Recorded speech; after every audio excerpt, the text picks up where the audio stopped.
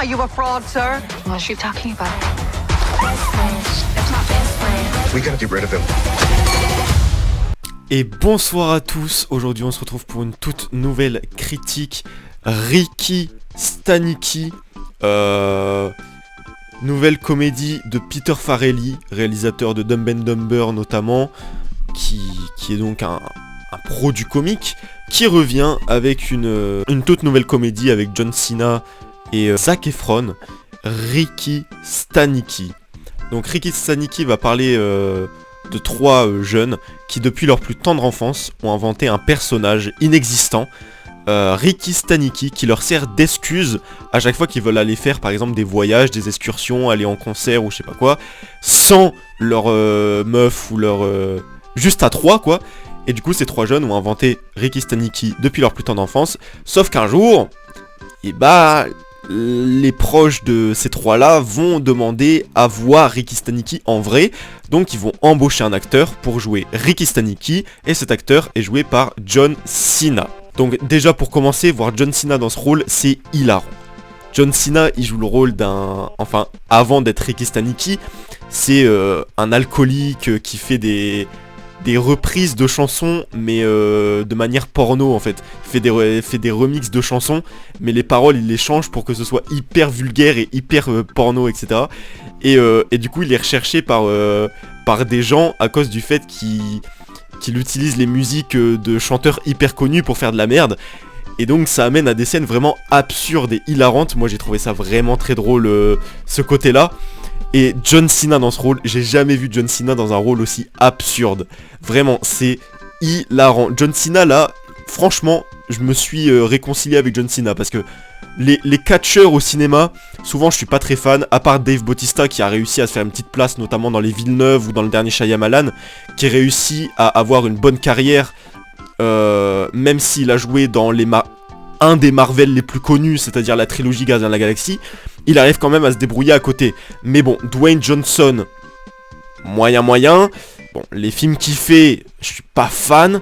Et John Cena, bon, il a fait les Fast and Furious, il a fait... je sais même plus ce qu'il a fait, John Cena, il a joué un peu dans Barbie. Mais bon, voilà, il a joué dans un film avec Jackie Chan, je crois, l'année dernière. Bon, voilà, c'est pas exceptionnel.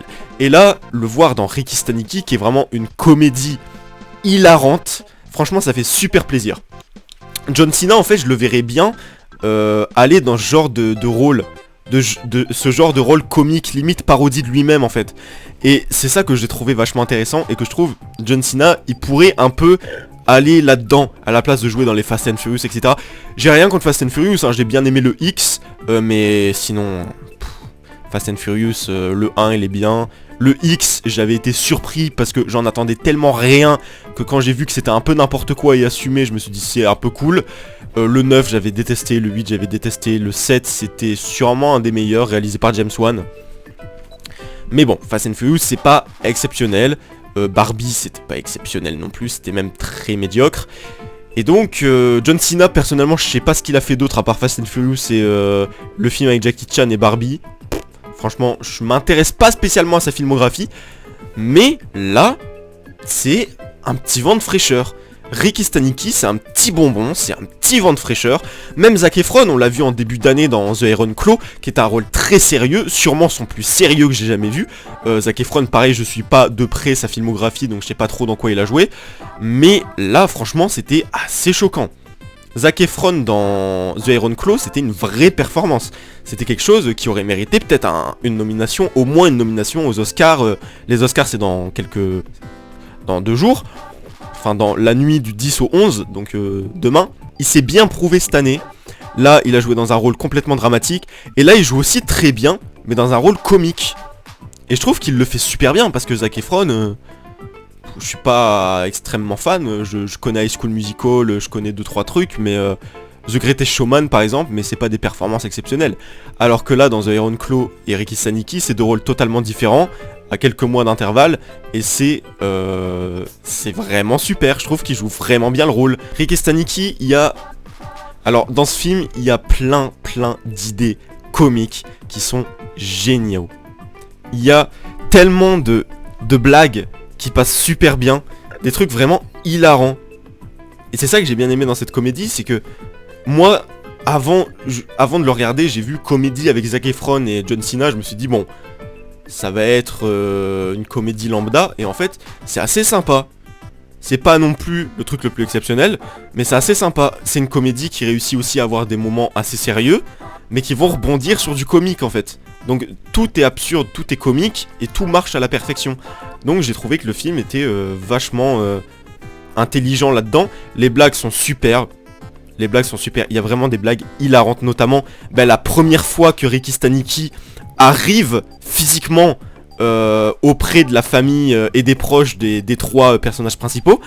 Et cette scène, c'est juste un festival. Cette scène du début à la fin, c'est un festival. Ou bien les scènes où John Cena, il chante les chansons en mode porno, c'est hilarant ces scènes-là. Et il y a aussi une scène avec un chien et un canard. Je vous spoil pas du tout, hein, mais il y a tellement de scènes hilarantes qui marchent super bien. Et il y a vraiment... Toutes les blagues ont bien marché, je trouve. Il n'y a pas une blague qui est passée un peu sous l'eau ou une blague qui m'est un peu passée sous le nez, à moins que j'en ai loupé certaines, mais franchement tout marche parfaitement. Donc j'ai pas énormément de choses à dire, c'est une bonne comédie avec John Cena et Zac Efron qui est très drôle, qui marche super bien, qui est assez intelligent dans la manière de faire rire, dans les blagues, etc. C'est très bien écrit, c'est super à ce niveau-là. Et on a John Cena et Zac Efron dans des rôles totalement absurdes, surtout John Cena, et ça fait plaisir à voir, voilà. Donc je vous conseille Ricky Stanicky sur Prime Video, qui est une bonne comédie, très sympa et très drôle. Et puis voilà à peu près tout ce que j'en ai pensé pour Ricky Stanicky. Dites-moi ce que vous en avez pensé en commentaire, et nous on se retrouve très bientôt pour une nouvelle critique. Ciao!